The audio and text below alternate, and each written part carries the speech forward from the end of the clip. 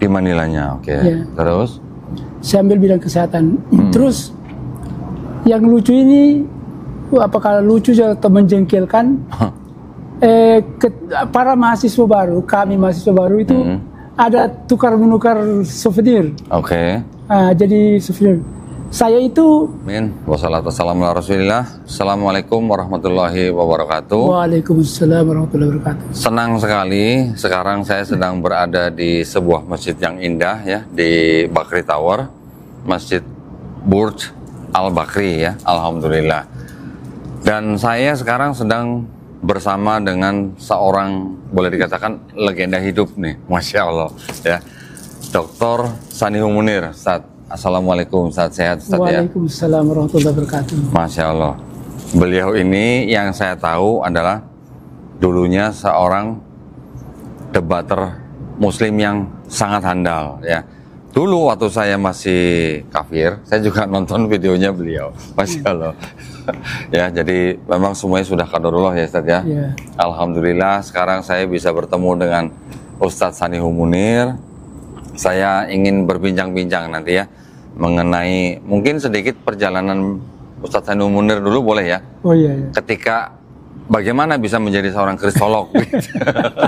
Siapa yang nyuruh gitu ya? Mengungkap misteri masa lalu. Misteri masa lalu. Lah kan kita gini, kalau kita mengenal seseorang kan kita harus tahu gitu ya latar belakangnya Ustadz ya. Siapa yang suruh jadi kristolog begitu. Nah. Ya, terus bagaimana apa namanya dulu perjuangannya, kan itu yang kita perlu tahu Ustadz. Supaya bisa menjadi inspirasi buat kita gitu ya Ustadz ya.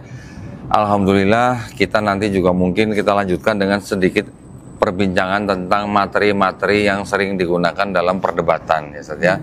Itu juga sangat penting. Mudah-mudahan nanti bisa membawa manfaat buat para pemirsa ya. Baik, supaya nggak lama-lama, saya langsung saja mau berondong pertanyaan kepada Ustadz Sanihu Munir. Masya Allah. Ustadz, mulai usia berapa Ustadz menjadi kristolog?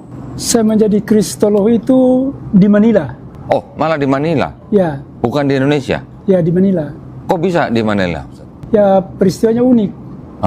Gimana? Jadi, saya sejak kecil juga tahu lah kalau Alkitabnya orang Kristen itu yang Bible itu, ya. Jadi saya tahu juga, tapi saya tidak tahu apa isinya. Oh gitu. Dan saya juga tidak ingin mau tahu apa isinya. Oke, ya. Terus? Terus saya berkuliah di Manila. Oh, kuliah di Manila. Ya, saya mendapat beasiswa kuliah mengambil Master of Public Health di University of Philippines, Makati. Bidang kesehatan ya Ustaz ya? Ya, di Manila. Di Manilanya, oke. Ya. Terus? Saya ambil bidang kesehatan. Terus yang lucu ini, apakah lucu atau menjengkelkan? Para mahasiswa baru, kami mahasiswa baru itu ada tukar menukar souvenir. Oke. Jadi souvenir. Saya itu secara kebetulan partner Filipina saya itu perempuan, Carmen Ramos. Katolik. Oh, terus? Ya, kalau Filipina itu rata-rata mayoritas ya Katolik ya. Terus waktu tukar menukar tanda mata itu, ternyata saya diberikan Alkitab. Bible. Iya. Saya emosi luar biasa sampai berubun-ubun. Oh, dia ngasih tanda mata itu maksud dalam rangka Natal atau? Bukan. Tukar menukar karena mahasiswa baru. Oh, hanya karena mahasiswa baru. Ya. Apa dia tahu waktu itu Ustadz Sanihu Munir tuh apa namanya? Karena dia tahu Ustadz bukan Katolik itu? Tidak. Memang itu kalau di sana, kalau kita diberikan Alkitab itu artinya sudah oleh-oleh yang luar biasa. Oh, oke. Karena termasuk buku tentang keimanan mereka. Tapi saya kan Ustadz marah dong? Marah, tapi mau apa lagi, tidak mungkin saya marahi perempuan. Jadi terus? Waktu itu saya mau apakan ini, andai kata saya tidak terlalu beriman itu, saya robek-robek gitu. Yeah. Tapi akhirnya saya ambil juga tuh. Saya bawa pulang ke rumah. Malah dibaca malah? Belum baca. Oh, belum baca. saya mau tahu dia ada apa dalam ini. Iya. Terus? Terus ketika waktu itu saya diberikan itu, saya betul-betul emosi. Ketika itu, tapi pada malam itu juga, ini buku-buku yang saya paling benci, yang saya benci. Tetapi saya tidak tahu apa isinya. Kenapa saya tidak baca dulu? Supaya saya tahu kalau saya benci itu memang harus pantas dibenci. Terus dari mana saya memulai? Al-Quran saya juga tidak biasa bacanya juga sebatas hanya untuk sholat dan sebagainya. Apalagi Alkitab. Saya tidak tahu apa isinya. Akhirnya setengah malam saya berdoa, ya Allah, tolong tunjukkan ini Alkitab ini yang benar atau Al-Quran. Pada waktu itu saya punya Al-Quran terjemahan yang dari Arab Saudi. Jadi waktu itu saya termenung begitu, ngapain saya membenci Alkitab padahal saya tidak tahu isinya. Akhirnya saya pikir-pikir, bagaimana caranya saya mau tahu? Datang di pikir saya. Al-Quran cerita tentang Nabi Isa. Alkitab bercerita tentang Yesus. Jadi berarti apa ini? Berarti ini orang-orang satu. Tetapi kalau kita pertengkarkan, berarti ada yang tidak sinkron ini. Akhirnya dari mana saya tahu? Kalau Al-Quran kan saya sudah baca. Saya pun masih kecil sudah hatam Al-Quran. Tetapi Alkitab ini bagaimana? Akhirnya saya tahu. Di dalam Alkitab ini ada cerita tentang Nabi Isa. Ada dalam Al-Quran juga cerita tentang Nabi Isa. Akhirnya, saya memulai dari mana ini? Alhamdulillah, saya ada Al-Quran bahasa Inggris. Dan kemudian kalau Alkitab juga bahasa Inggris kan saya bisa mengertikan. Waktu itu saya dapatkan dari Al-Quran yang menceritakan tentang Jibril datang ke malaikat Jibril alaihissalam. Maria, engkau akan melahirkan seorang anak laki-laki yang akan dinamakan Isa Al-Masih. Tentu di Alkitab juga begitu. Saya cari, akhirnya ada. Saya dapatkan itu kalau saya tidak salah. Lukas ayat 135 barangkali. Pasal 1 ayat 35. Ya, itu kan. Dikatakan, jawab malaikat itu kepadanya, Roh Kudus akan turun atasmu dan kuasa Allah yang Maha Tinggi akan menaungi engkau. Sebab itu anak yang kau lahirkan itu akan disebut kudus, anak Allah. Jadi itu ternyata ada cerita tentang Yesus sama di Al-Quran ada, di Alkitab ada. Terus saya terhenyak. Kenapa cerita tentang Yesus atau Isa Al-Masih di Al-Quran begini indah? Kenapa cerita Isa Al-Masih atau Yesus Kristus di Alkitab ini dia kok seperti ajaran penyembah berhala? Karena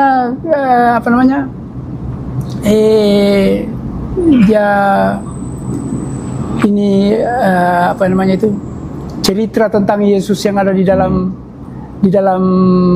Alkitab itu cenderung ke ajaran penyembah berhala. Jadi bagaimana pada waktu itu di Alkitab kan, bagaimana aku bisa mendapatkan anak sementara tidak ada laki-laki yang menyentuh aku. Itu di Alkitab juga begitu. Saya kagum dengan jawaban Al-Quran di dalam Quran. Saya sendiri sudah jarang baca Al-Quran, jarang baca Alkitab. Ayat-ayat itu lupa-lupa juga. Jadi sampai dengan sebelum kelahiran, sebelum deklarasi akan anak itu, kalau di dalam Islam kan jadi tidak ada masalah kan. Maryam karena hal tidak mungkin, jadi dia merasa tidak mungkin tidak terjadi, mungkin ya kan, karena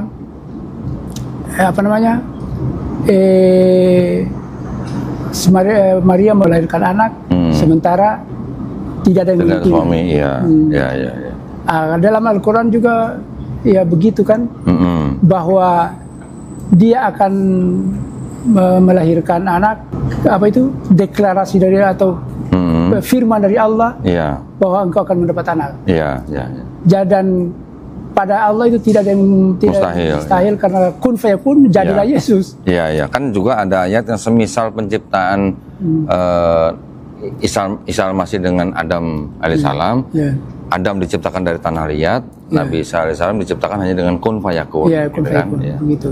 Tetapi ini yang di Kristen, kok kenapa harus malaikat turun ke atasnya? Itu kan, dan akhirnya lahir. Jadi berarti ini ada terjadi hubungan antara malaikat dengan Maria. Dan itu kan bagi kita kan tidak masuk akal, bukan begitu ceritanya. Itu. Jadi seolah-olah kayak semacam ada interaksi atau ada sebuah pertemuan antara wanita dan malaikat yang menghasilkan Yesus gitu ya. Apalagi kan kalau kita melihat di bahasa Inggrisnya, kalau Bible kan John 3:16 bahwa Jesus kan the only begotten son.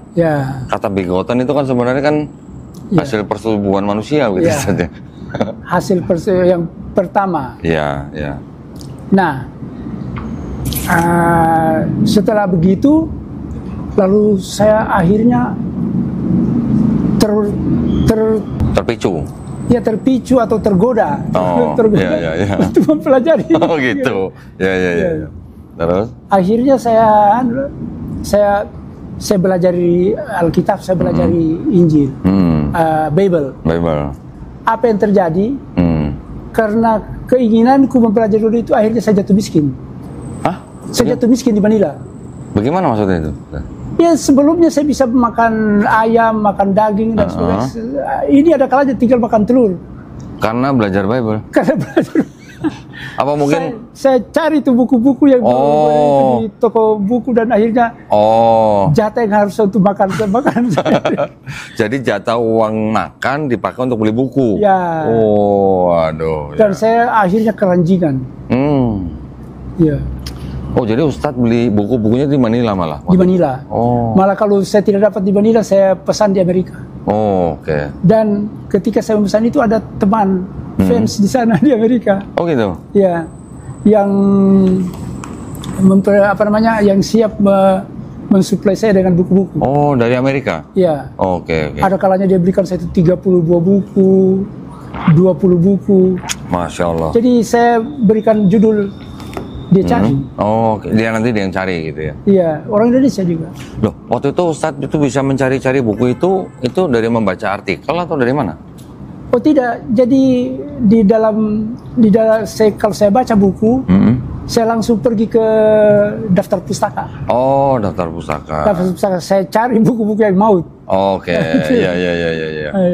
Jadi berapa lama Ustadz Sainiho Munir di Manila itu untuk belajar yang tadi dokter itu, kesehatan itu? Kuliahnya itu sampai tidak selesai. Berapa tahun itu? 4 tahun? Itu 5 tahun. 5 tahun. Setelah itu kembali ke Indonesia atau bagaimana? Belum. Masih di Manila terus? Saya di Manila terus. Karena apa? Saya tergoda dengan perdebatan-perdebatan. Gitu? Debat live di di mana? Di Taman Rizal. Maksudnya face to face? Iya. Face to face di taman gitu? Itu boleh ya di sana ya? Jadi begini, itu debatnya itu setiap malam Senin dan malam Sabtu. Kalau malam Senin di Luneta di Taman Rizal, kalau yang malam Jumat malam di Plaza Miranda, itu di dekat Masjid Quiapo.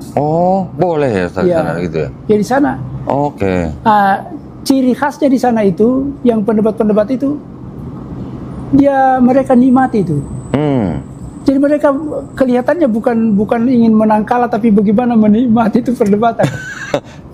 Menikmati? Sebagai suatu seni atau ilmu. Ya. Jadi yang lucu itu, sebelum berdebat kita tidak saling kenal. Oh gitu. Iyalah, datanglah Katolik atau datang Protestan atau datang Jehovah's Witness. Situ kita berdebat, kita tidak saling mengenal. Tetapi begitu sesudah berdebat, kita duduk bercanda, minum kopi bareng. Sementara kalau di Indonesia berantem. Berantem, baku hantam. Jadi di sini tuh yang dicari benang kalah. Kalau di sana dinikmati itu ilmu. Dinikmati itu debat. Gitu. Jadi berapa lama akhirnya Ustadz Sanyo Munir di Filipina? Hampir 20 tahun. Wih. Loh, jadi menikah juga di sana? Tidak menikah, sudah punya istri baru ke sana. Oh, ke Manilanya setelah punya istri. Ya, jadi sekitar 5 tahun itu jarang pulang. Tapi sudah itu saya sering pulang karena saya membantu tim promosi produksi Indonesia di Filipina. Oh begitu. Iya, saya pulang ke Solo, ke Jogja, ke Bali untuk membeli souvenir. Souvenir itulah kemudian saya bawa ke sana dijual. Oh gitu. Oh dijual di Filipina. Iya. Iya. Kalau jualnya itu biasanya saya punya trik itu bikin pameran. Pameran produksi Indonesia, di situ kita jual itu barang. Yang lucunya itu barang, itu souvenir itu saya bawa ke Manila, itu di pesawat, ini barangnya berapa? 300 kilo, gitu. Terus saya kasih lihat surat dari duta besar, untuk saya melakukan promosi, pameran promosi. Sudah akhirnya gratis. Oh gitu, tidak bayar apa-apa. Tidak bayar apa-apa. Iya. Terus jadi akhirnya 20 tahun Ustadz Sanyo Munir, hampir 20 tahun di Filipina, belajar kristologi. Iya. Terus kembali ke Indonesia gitu. Ya. Nah, setelah kembali ke Indonesia, jadi gimana? Sudah jadi kristolog. Sudah jadi kristolog. Iya, malah kesehatan saya sudah tidak gubris. Malah nggak diurusin ya kesehatan. Akhirnya gimana? Jadi saya sering melihat Ustadz Sanyo Munir kan berdebat face to face ya dengan para pendeta ya di Indonesia ya. Waktu itu masih ingat Ustadz dengan siapa saja? Ya, saya masih dengan Dr. Cahyadi Nugroho. Dia di Solo atau Jogja orang kan? Ya di Solo. Sudah itu dengan Robert ada Martin Sinaga, pendeta juga itu. Pendeta juga. Itu yang dikomentari sama Babang Nursena, dia marah. Oh, kenapa marah? Katanya ini pendebat Kristen dipermain-mainkan. Tidak berkutik. Oh gitu. Iya. Terus dia bilang, itu kalau Munir itu segojangan. Apa itu maksudnya, Ustaz? Ya, segojangan ayam sayur. Oh gitu. Terus? Ya, dia sakit hati karena betul-betul saya bikin KO itu yang Martin Sinaga itu tadi. Oke. Kurang lebih sudah berapa kali melakukan perdebatan itu, Ustaz? Perdebatan yang di Indonesia? Bisa lebih 10 kali. 10 kali lebih ya? Iya. Masya Allah. Ya. Dan itu saya betul-betul ada beban. Beban apa, Ustaz? Ketika saya sering berdebat ke sana kemari, kan saya keliling Indonesia, belum ada seperti Bapak di sana waktu itu kan, dan sekali Bapak. Nah, selalu kalau saya sudah berdebat itu, mereka bertanya, Pak Ustaz, kalau Pak Ustaz tidak ada, siapa gantinya? Oh, oke. Oh, itu saya terpukul betul. Oh, iya. Saya terpukul dan saya merasakan ini betul-betul. Kalau saya ditanya Tuhan, ilmu yang kau dapat ini, kau baktikan untuk apa? Siapa yang kamu sudah ajari dan sebagainya? Itu mengiang-iang terus. Nanti kan sudah 5-6 tahun terakhir ini baru menjamur ini seperti Pak Dondi kan. Perdebatan lagi. Sudah jauh lebih hebat daripada saya. Jadi waktu itu Ustadz Sanyo Munir cari murid gitu atau? Nah, itulah yang saya tidak, sama anak saya saja saya tidak ajarkan itu. Oh. Dan orang-orang, jadi akhirnya saya berdoa, ya Allah tolong ringankan lisanku dan mudahkan pikiranku untuk membagi ilmu ini kepada umat. Ya, tapi saya lihat tidak ada apa-apa.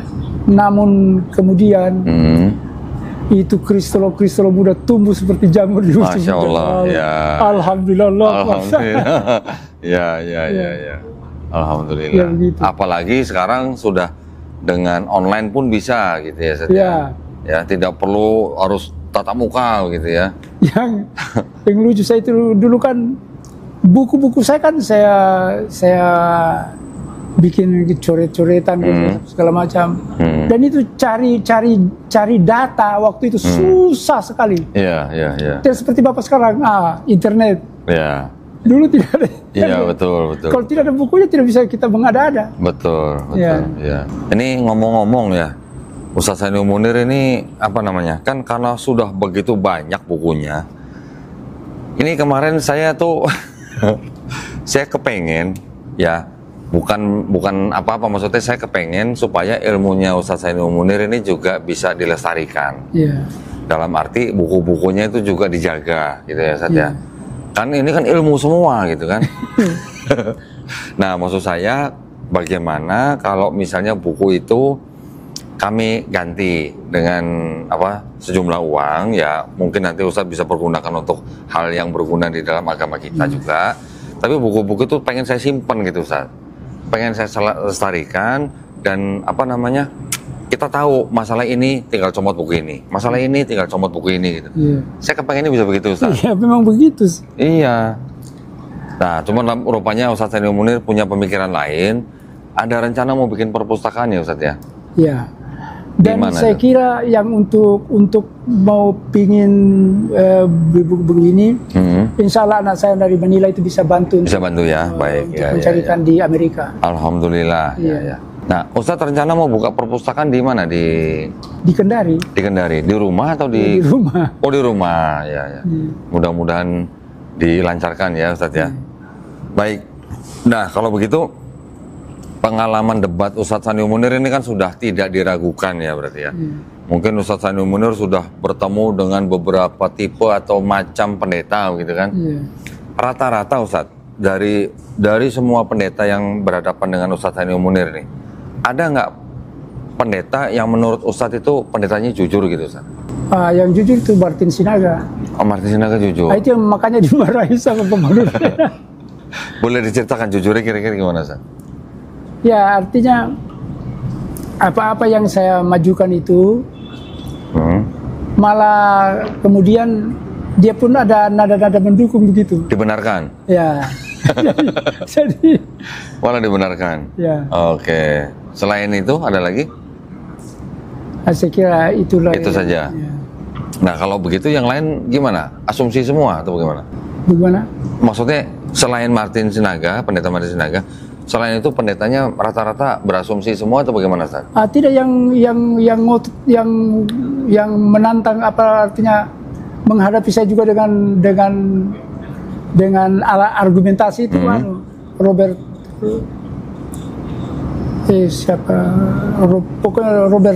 Dr. Robert apa ya? Di Bandung. Oh, tapi rata-rata argumentasi para pendeta itu hanya berdasarkan Bible atau berdasarkan juga dari literasi yang lain? Jadi ini yang saya mau ungkapkan malam ini mengenai Kristen.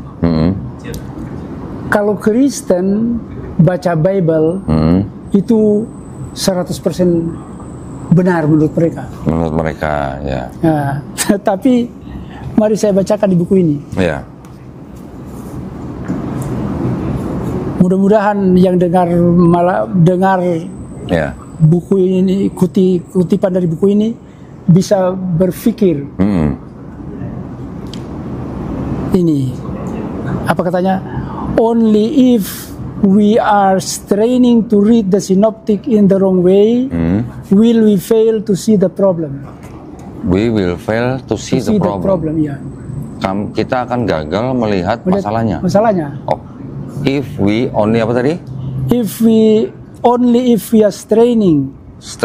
Hanya kalau kita ngotot to read the synoptic in the wrong way, membaca kitab dengan cara yang salah, maka baru kita gagal melihat problem. Tidak bisa melihat masalahnya apa. Oh, jadi semacam kayak imani saja gitu ya. Jadi berarti kalau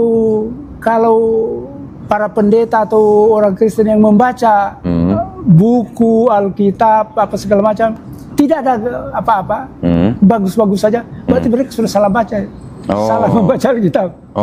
Dan ini semua pendeta semua salah membaca Alkitab. Karena kan mereka mau bangga.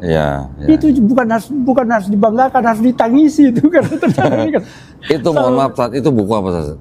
Itu buku judulnya apa, Sat? Jesus Alive. Jesus Alive. Yang tulisan dari A.N. Wilson. A.N. Wilson. Iya. Ya. Jadi kalau saya sudah dengar argumennya pendeta, saya ketawa mengingat kutipan di buku ini. Iya. Saya paham maksudnya ya. Iya. Memang gimana ya? Ini kan ya Pak Doni juga pasti menghadapi orang-orang begitu. Ini kan masalahnya kan masalah perspektif ya, Ustaz ya. Iya. Perspektif kan setiap orang memang bisa berbeda-beda. Iya. Tetapi maksud saya di dalam kitab mereka itu mereka punya perspektif Kristen. Tetapi kan kita tidak boleh lupa, Ustaz, bahwa separuh daripada kitab mereka itu kan punya orang Yahudi. Yang mana perspektifnya Yahudi itu berbeda dengan perspektifnya orang Kristen. Kan begitu, Ustaz ya? Jadi contoh misalnya seperti konsep Mesias. Kita paham bahwa di dalam kitabnya orang Yahudi ada konsep nanti akan ada Mesias yang akan datang. Tetapi kan belum datang menurut orang Yahudi. Menurut orang Kristen diperspektifkan bahwa sudah datang, yaitu Yesus gitu kan. Ini adalah dua perspektif yang berbeda. Tetapi berasal dari kitab yang sama gitu. Kitabnya Yahudi dipakai di dalam Kristen gitu. Nah, kan itu yang menjadi masalah ya, Ustaz ya. Jadi ini apa? Ada 3 istilah. Mesias, Christ atau Kristus ya. Dan Al-Masih. Al-Masih ya. Tentu mungkin Doni sendiri mengatakan ya sama-sama tiga-tiganya kan. Artinya mungkin semua sama ya, artinya. Tapi ketika diaplikasikan, aplikasinya bisa berbeda. Jadi ketika kita membaca Innamal Masihu Isa bin Maryam Rasulullah, sesungguhnya Al-Masih itu Rasul. Itu konsep Islam. Kemudian konsep Yahudi. Mesias itu adalah raja, bisa raja, panglima perang, bisa raja, bisa imam, bisa nabi, imam atau nabi, yang harus menang, harus menang. Kalau dia kalah bukan Mesias. Terus, sementara kalau di Kristen Kristus, Masya Allah, juru selamat, ada segala macam gelar yang tidak sesuai. Itulah karena inilah yang kembali juga tadi. Baik-baik saja dia baca, akhirnya dia baca secara salah. Nah itu. Jadi kalau di Kristen gelar itu semua diborong gitu ya untuk Yesus gitu ya. Mau nabi, mau guru, mau tuan, mau junjungan, mau Tuhan sekalipun itu semua diborong ya. Kenapa Paulus memborong itu betul. Kan masih banyak yang belum tahu ini. Mengapa sih Paulus ngotot? Karena dia memiliki konsep Mesias yang diterapkan kepada Yesus yang harus menang dari yang lain. Gitu. Ya, jadi kalau misalnya Krishna kasih makan orang, Yesus juga harus begitu. Menyamakan. Kalau misalnya mitra, ini ada mitra. Tadi Krishna Hindu. Ini mitra dari Persia. Mitra dari Persia. Tuhan Kristus. Mitra ini disalibkan. Saya punya bukunya, Ustaz. Ini ada sebutan yang luar biasa nih, Ustaz. Sebentar, Ustaz ya.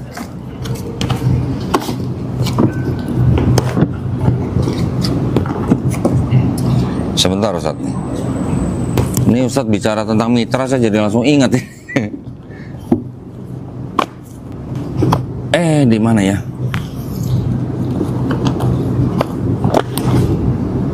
Jadi mitra juga disebut sebagai the truth, the way, and the life.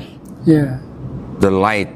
Bahkan disebutkan sebagai the Son of God, kemudian the Good Shepherd. Yeah. Itu semua gelar yang disandang Yesus ya, Ustaz ya. Dan itu sama juga disandang oleh mitra. Itu pokoknya Yesus, kalau menurut Paulus, Yesus tidak boleh kalah. Oh. Kalau ada yang 10, kalau perlu 15 untuk Yesus. Begitu ya. Iya. Oke.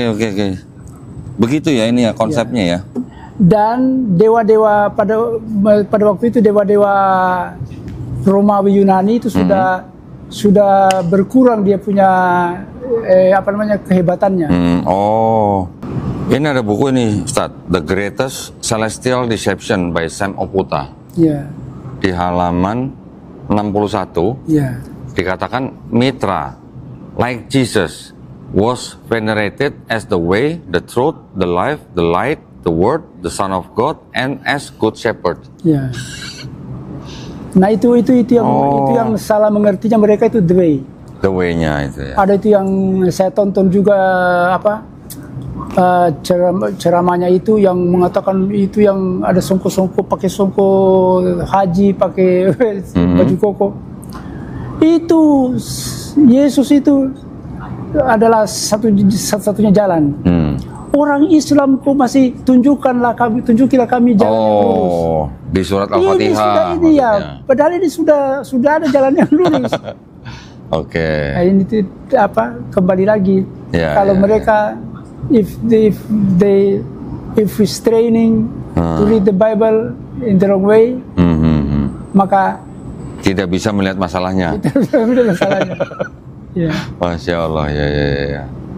Nah, berarti memang masih banyak orang Kristen yang memandang bahwa kita ngakunya selamat, tapi setiap hari masih minta ditunjuki jalan yang lurus, gitu ya. Nah, tahu nggak apa itu jalan? Hah? Mereka pikir bahwa jalan lurus itu Yesus, gitu ya. Iya. Nah, padahal kan bukan begitu konsepnya. The Gentile church which grew up after the first generation of witness had died would have no understanding of this first generation Jews following of the way. Para penyembah berhala, nah ini ya, orang-orang Gentile, para penyembah berhala yang hidup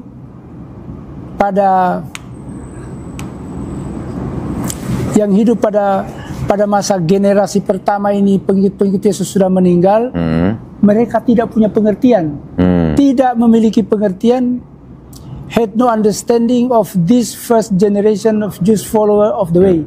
Tidak ada pengertian tentang pengikut jalan lurus. Nah, as they called the disciple of Jesus. Jadi pengikutnya jalan lurus ini adalah pengikutnya para nabi, ya kan? Makanya dikatakan, ya Allah ihdinas siratal mustaqim, tunjukilah kami jalan yang lurus. Yang mana jalan yang lurus? Siratal ladina an'amta alaihim, adalah jalannya orang-orang yang diberi nikmat sebelumnya. Betul. Terus kita bilang lagi, ya Allah, ini berseliweran ini petunjuk jalan yang lurus, dari para pendeta ini. Apakah ini juga jalannya pendeta ini jalan yang lurus? Oh no. Ntar dulu. Ghairil maghdubi alaihim. Bukan. Jangan setiap orang yang mengklaim jalan lurus itu betul-betul jalan lurus. Mereka itu adalah jalan sesat juga. Iya. Ya, Masya Allah. Jadi tunggu dulu. Gimana? Ini jalan yang lurus ini adalah jalannya para nabi. Ya. Mari kita lihat lagi di sini. Ini judulnya apa nih, Sat? The Decline and Fall of the Roman Empire. Kejatuhan Kekaisaran Romawi ya. Ya. Jadi mungkin dari situ tadi kita sudah mengetahui ya latar belakang tadi Ustadz Sandy Munir menjadi seorang kristolog yang hebat gitu ya. Nah, jadi hampir 20 tahun di Manila ya Ustadz ya. Iya. Terus setelah Ustadz belajar, pernah nggak waktu itu Ustadz memperhatikan bahwa di dalam Bible mereka di dalam kisah-kisah yang ada di dalam gospel ya Ustaz ya. Iya. Itu kan ada kisah kehidupan Yesus yang terputus. Dari usia 12 tahun sampai tiba-tiba muncul kembali sudah usia 30 tahun gitu Ustaz. Iya. Nah, itu menurut Ustaz Sandi Munir gimana? Salah satu di antaranya ini. Was Jesus a revolutionist? Waduh. Itu tulisan siapa Ustaz? Martin Hengel. Martin Hengel. Jadi orang pusing dan semua mereka-reka. Oh itu seperti pendeta Esra Soru. Oh itu Yesus yang masa-masa hidupnya hilang itu sekolah. Dia sekolah SMP. SD, SMP, SMA. Betul. Saking nggak ada jawaban kali mungkin ya Ustaz ya. Ini saya bacakan lagi di halaman 655. Ya. Six legislator. Huh? 3 pembawa undang-undang. 6 atau 3 Pak? 6 berarti. Ini bukunya bilang, kalau kita barangkali cuma 3 kan, tapi ini dia bilang 6. 6 legislator of transcendent brightness have announced to mankind the 6 successive revelation of various rights but of one immutable religion. One Bayangkan. Immutable religion. Oh. 6 pembawa hukum ya, yang mencerahkan telah mengumumkan ke seluruh manusia 6 undang-undang yang masing-masing berbeda. Undang-undang yang masing-masing tampil sendiri-sendiri kan. Tetapi hanya satu immutable religion, hanya satu agama yang tidak tergoyahkan, yaitu Islam. Jadi yang tadi maksud 6 legislator itu mungkin Adam. 6 nabi-nabi. Adam. Ini dia, Adam malah dia mulai dari Adam. Adam, Noah alaihissalam, Abraham alaihissalam, Moses alaihissalam, Christ, Yesus Christ, Jesus Muhammad. Terakhir baru Nabi Muhammad SAW. Makanya ihdinas siratal mustaqim siratal ladzina an'amta alaihim. Ini diumumkan oleh orang Kristen ini. Ya kan? Ini bukan kiai haji yang mengumumkan ini. Iya. Jadi bahwa itu jalan lurus adalah jalannya orang-orang yang, jadi Al-Quran itu sungguh benar. Ya kan? Bahwa tunjukilah kami jalan yang lurus, itu jalannya orang-orang yang engkau beri nikmat kepada mereka. Siapa? Ini disebut. Tidak mungkin dia mau bikin untuk, kalau ada kata dia ini ambisi untuk keuntungan pribadi, kan dia bilang jalan itu hanya kepada Yesus. Tapi tidak. 6 legislator. Iya. Selanjutnya gimana Ustaz? Yang ini, yang tadi cerita apa? Putusnya kisah yang tadi Yesus itu, masa jawabannya hanya Yesus sekolah gitu ya? Iya. Maksudnya gimana ya? Kurang apa ya? Kurang elegan gitu saja. Kalau mau tahu apa yang terjadi kepada Yesus masa-masa hilang kan? Saya pernah membaca bahwa Yesus pernah ngikut pedagang sampai ke Tibet, ke India gitu. Itu teori ya, itu tulisan. Itu kita simpan saja dulu itu. Tapi ini kita sekarang bicara fakta. Kalau mau tahu apa pekerjaannya Yesus di masa-masa berapa tahun itu ya, mulai dari umur 13 sampai 12 sampai 30. Lihat saja akhir hidupnya. Lihat akhir hidupnya di tiang salib. Untuk apa itu salib? Adalah untuk para pengkhianat, pemberontak, dan musuh kerajaan Romawi. Yesus kan orang bilang katanya dibawa ke mahkamah agama. Ke mahkamah agama apa? Masa mahkamah agama memutuskan hukuman salib? Tidak mungkin. Kalau dia melanggar hukum Taurat, pasti dia dirajam dengan batu. Ya kan? Iya. Itu. Tapi kan dia kan juga disebut rabi ya. Iya. Ya, bahkan oleh Yudas menyebut Yesus kan sebagai rabi. Iya. Nah, berarti kalau untuk menjadi rabi kan memang waktu dari remaja itu kan dia belajar menjadi rabi ya. Iya. Ketika dia sudah bisa berceramah di depan banyak orang, dia sudah menjadi rabi. Artinya kan memang dari remaja sampai dia melakukan pelayanan itu kan ya dia belajar menjadi rabi gitu. Iya. Tetapi kalau dalam tradisi Yahudi, yang namanya rabi kan syaratnya harus menikah. Iya. Sudah menikah itu pasti gitu. Iya. Nah, sedangkan di Bible, di Gospel, 4 Gospel tidak pernah diceritakan bahwa Yesus menikah ya. Kau tahu mengapa menikah? Itu hukum pertama dalam Taurat. Iya. Hukum pertama. Dan Yesus tidak ingin meniadakan hukum Taurat. Iya, betul. Dia akan mengikutinya semua.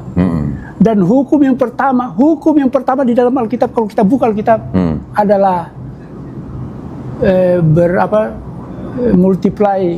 Oh, ini ya, berproduksi, memenuhi bumi dengan anak keturunan gitu ya. Ya. Itu. Yesus tidak akan menghilangkan salah satu setitik pun dari hukum Taurat sebelum semuanya terjadi. Ya, jangan sebelum semuanya terjadi, sebelum semuanya ditaati. Itu juga itu salah, salah lagi seperti tadi kan? Kalau itu gini, itu kalau dari pandangan orang Kristen, Ustaz, yang dikatakan bahwa lebih mudah langit dan bumi hancur daripada satu iota pun dihilangkan dari hukum Taurat sebelum semuanya terjadi. Sebelum semuanya terjadi ini oleh orang Kristen ditafsirkan bahwa itu adalah peristiwa penyaliban Yesus di atas kayu salib.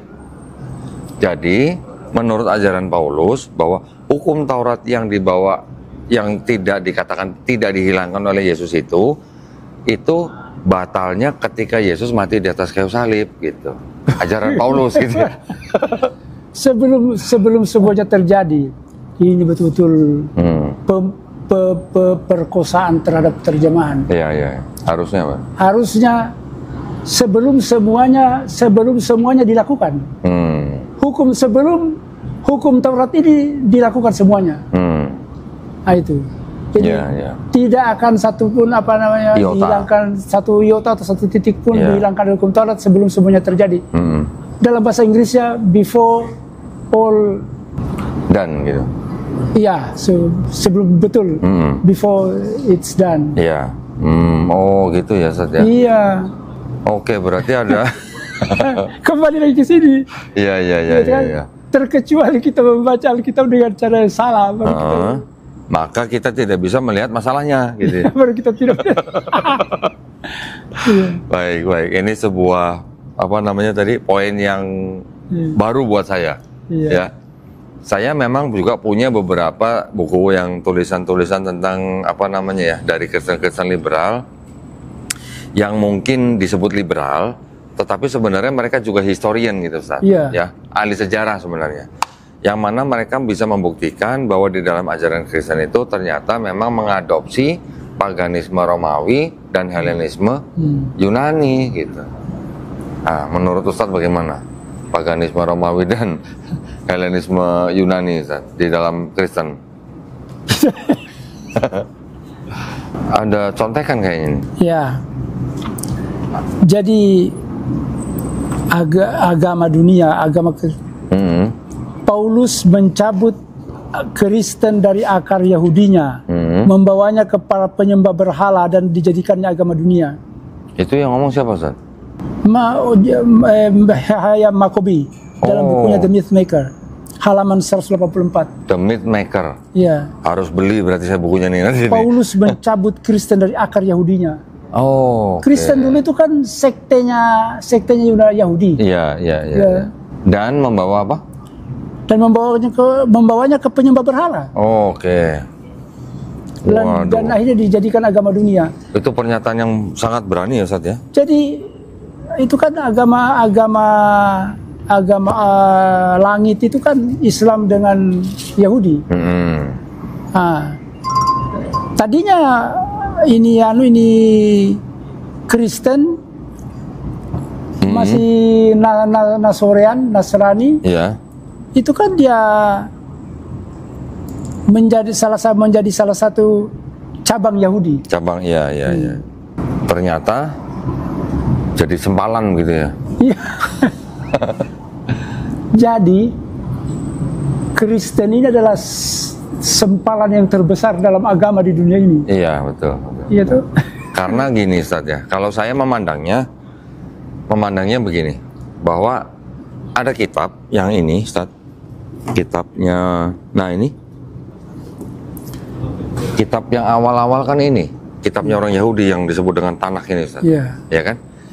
Ini kan walaupun ditulis apa namanya, oleh orang-orang yang boleh dikatakan masih murni mengikuti hukum Taurat, tetapi walaupun di dalamnya banyak kontradiksi, tetapi kan konsep Tuhannya dan konsep keselamatannya dan konsep Mesiasnya ini kan berbeda semua dengan Kristen, Ustaz. Iya.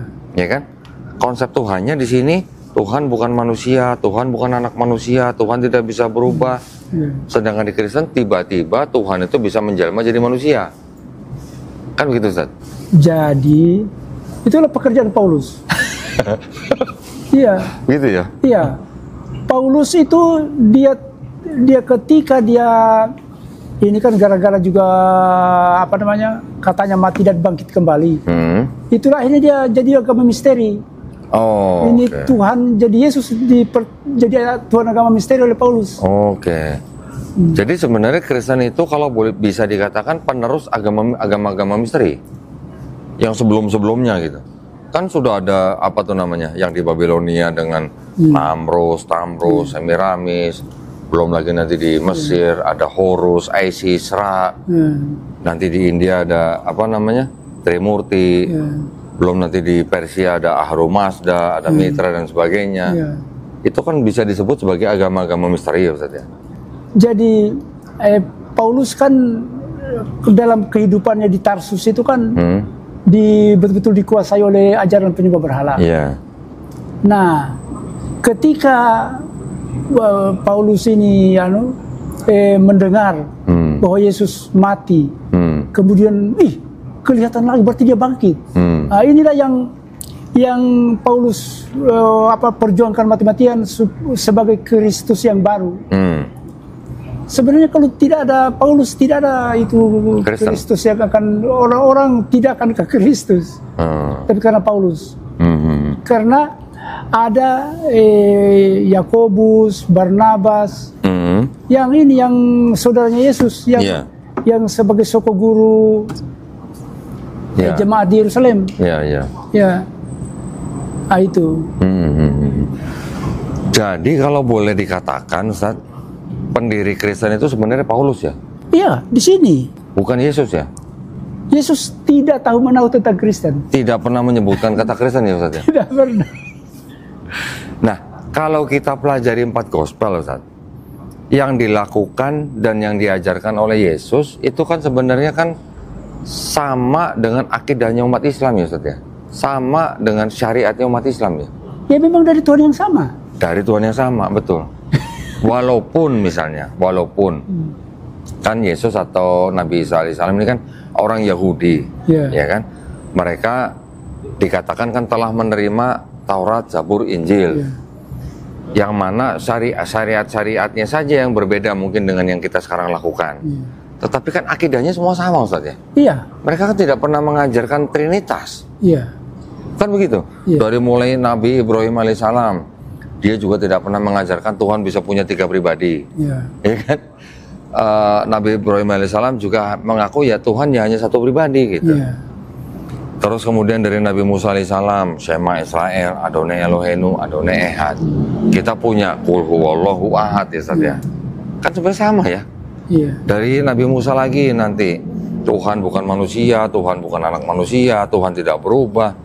Kita punya lam yalid walam yulad misalnya. Kan sebenarnya kan setara ya. Tetapi ketika tiba-tiba di dalam Kristen, Tuhan yang bukan manusia, bukan anak manusia itu tiba-tiba bisa inkarnasi menjadi Yesus.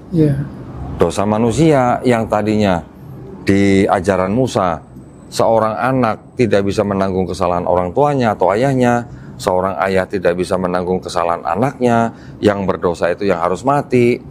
Tiba-tiba di ajaran Paulus, kalau tidak percaya Yesus sebagai Tuhan dan Juru Selamat yang sudah mati di atas kayu salib, dosa kamu tidak akan tertebus. Kan ini berbeda ya Ustaz ya? Sesuatu yang berbeda gitu. Tanggapan Ustaz gimana? Jadi kan dari inilah juga ini surah kehebatan surah Al-Fatihah. Al-Fatihah dimulai dengan A'udzubillahi minasyaitonirrajim. Kalau kita membaca Al-Quran kan, aku berlindung kepada godaan setan yang terkutuk. Bismillahirrahmanirrahim. Dengan nama Allah Maha Pengasih Maha Penyayang.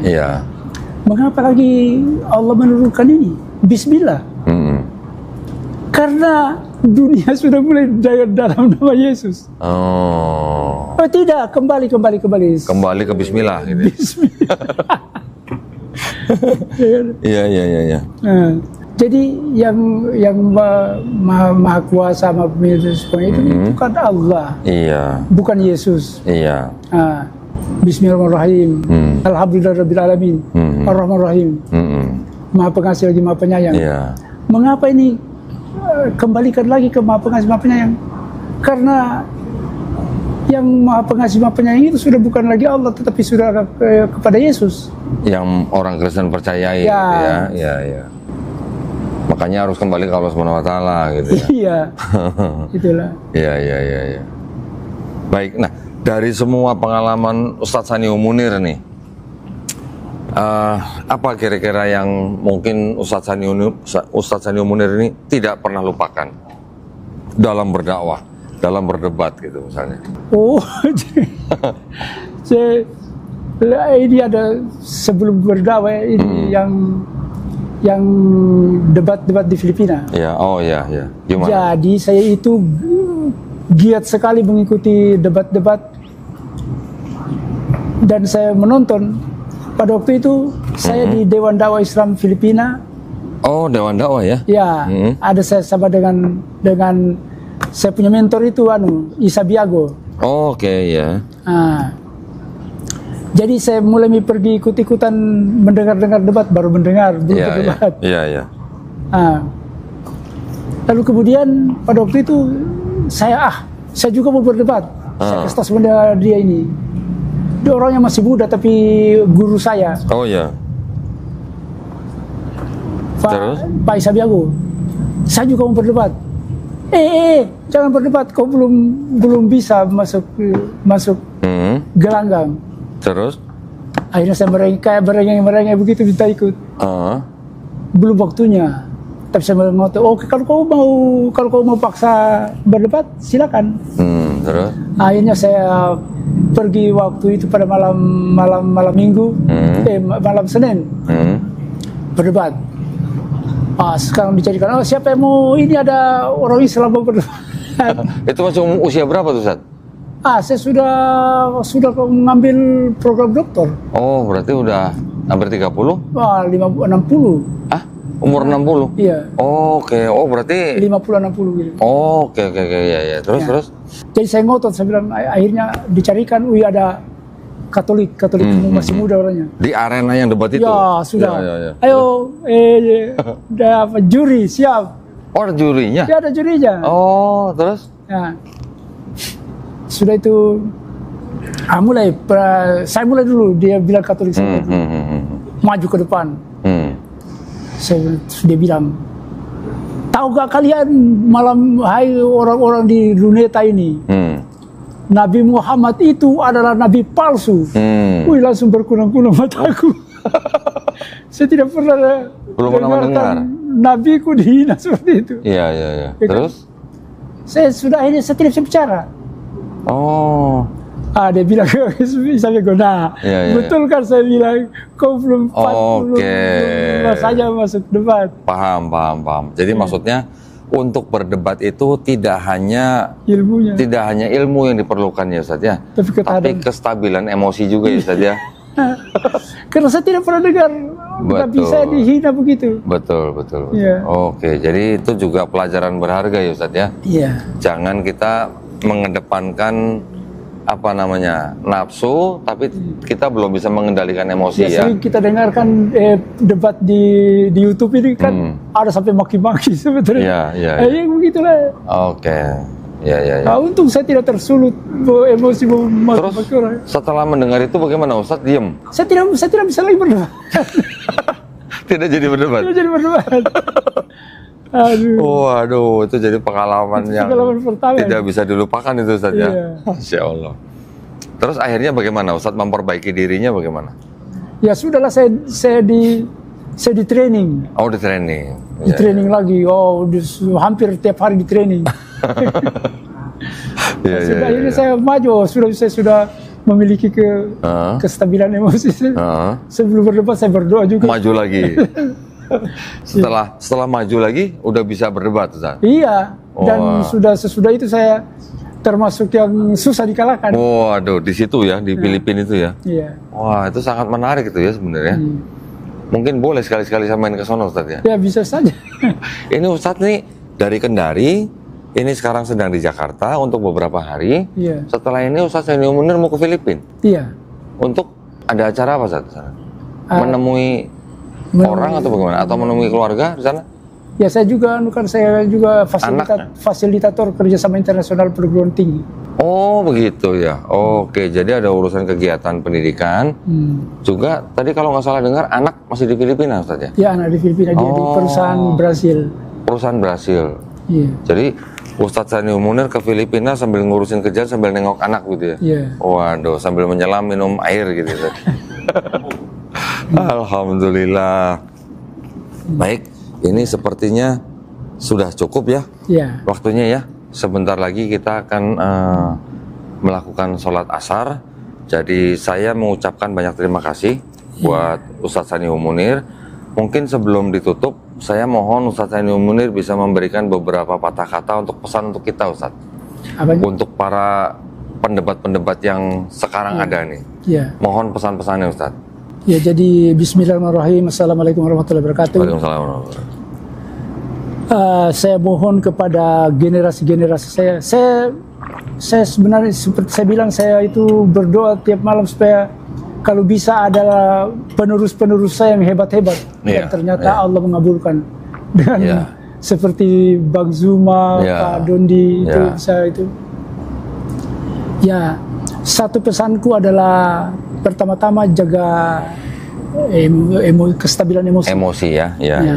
Insyaallah. Jangan karena terpojok terus keluar kata-kata kasar itu jangan. Karena satu yang perlu satu yang jarang dibicarakan ini. Kita mendakwai umat Kristen itu adalah ibadah dan wajib. Mengapa? Karena mereka yang membawakan Wairil maghdubi alaihim waladdallin, yang kesesatan itu mereka sebarkan. Ya kan? Dan saya kira saya juga malah menantang itu pendeta-pendeta. Ya, dengan ada kalanya saya bercanda dengan bayaran uang. Sampai saya pernah nantang Deki Ngadas 25 juta rupiah untuk membuktikan Yesus sebagai Tuhan. Dan sampai sekarang semua orang Kristen berkoar-koar tentang Yesus itu Tuhan. Tapi ketika saya tantang untuk membuktikan bahwa Yesus itu adalah Tuhan, tidak ada. Tidak ada yang berani. Tidak sampai sekarang. Jadi berarti kan mereka sadar juga bahwa ketika mereka mempertahankan bahwa Yesus itu Tuhan, mereka sadar bahwa kelemahan-kelemahan ada di situ. Iya, jadi itu.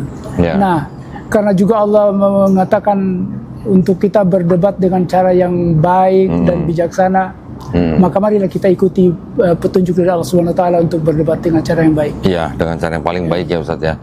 Ya. Baik, terima kasih banyak pesannya Ustadz Sanio Munir. Mudah-mudahan ya, ini insya Allah ya, mohon doanya para pemirsa. Insya Allah nanti teman-teman kita yang di Kendari Ustadz mau mengadakan acara di sana yang bertajuk Kendari Bertauhid. Nah, insya Allah mohon doanya, mudah-mudahan ikhtiar dari teman-teman kita yang di Kendari ini dimudahkan Allah Subhanahu wa taala ya. Saya akan mendukung. Insya Allah Ustadz, mohon doanya juga, nanti juga kita mau undang Ustadz Sanio Munir. Ada beberapa perubahan jadwal. Terakhir yang saya dengar itu nanti akan diadakan kira-kira akhir bulan Agustus tahun 2024 ya. Insya Allah nanti kita akan adakan di Kota Kendari ya, dengan tajuk Kendari Bertauhid, Allahu Akbar ya. Masya Allah. Mohon doanya ya Ustadz Sanio Munir ya. Mudah-mudahan kita semua bisa mengikuti jejak Ustadz Sanio Munir yang berjuang di jalan Allah lillahi ta'ala. Ustadz ya. Terima kasih banyak sekali lagi atas perhatiannya para pemirsa. Buat para pemirsa yang ingin mendukung perjuangan dakwah kami, dipersilakan untuk mengirimkan ke BSI dengan nomor rekening 111889988 atas nama YPM atau Jakarta, dan bisa mengkonfirmasikan ke nomor handphone 0813 9883 7007. Barakallahu fikum. Semoga partisipasi para pemirsa diterima di sisi Allah Subhanahu wa taala sebagai amal jariah ya. Amin ya rabbal alamin. Baik, kami pamit undur diri. Insya Allah kita akan berjumpa kembali di konten-konten selanjutnya yang lebih menarik. Akhir kata, wabillahi taufiq wal hidayah. Wassalamualaikum warahmatullahi wabarakatuh. Barakallahu fikum.